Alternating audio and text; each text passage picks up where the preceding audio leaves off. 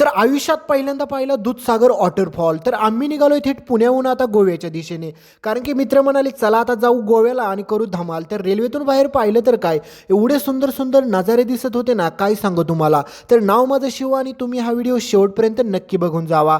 तर जेव्हा पोहोचलो आम्ही बेळगावमध्ये तेव्हा कळालं की आता हे कर्नाटक चालू झालंय. कारण की मोबाईलचं नेटवर्क पण बदललं आणि भाषा पण इकडची बदलून गेली. तर रेल्वेतून बाहेर पाहिलं तर काय पावसाने आमचं स्वागत केलंच होतं. कारण की मला माहिती आहे जिथं आम्ही जाणार तिथं पाऊस नाही येणार असं कसं होईल. तर पावसाने जोरदार हजेरी लावली, त्याच्यामुळे काय मस्त मस्त व्हिडिओ मी काढले. कारण की सगळीकडेच एवढा पाऊस पडत होता की सगळीकडे पाणीच पाणी वाहत होतं. आणि रेल्वेतून बाहेर दिसणारे जे नजारे होते ना ते एवढे भारी दिसत होते ना, तुम्हाला काय सांगू राव.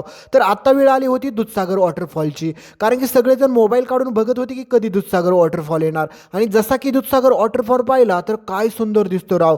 आपले एकदम दुधासारखा पांढरशुभ्र पाणी एवढं पडत होतं. कारण की हा नजारा तुम्हाला पाहायला जर जायचा असेल तर तुम्ही पावसाळ्यातच जाऊ शकता. तर आम्ही पुढे निघालेलो आहे दूधसागर वॉटरफॉल पाहून थेट आता गोव्यामध्ये. जेव्हा पोहोचलो गोव्यामध्ये तेव्हा कळालं की खरा आनंद तर इकडे आहे, तिकडं काहीच नव्हतं. तर पुढे जातो आता मी जातो माझ्या पुढच्या प्रवासाला.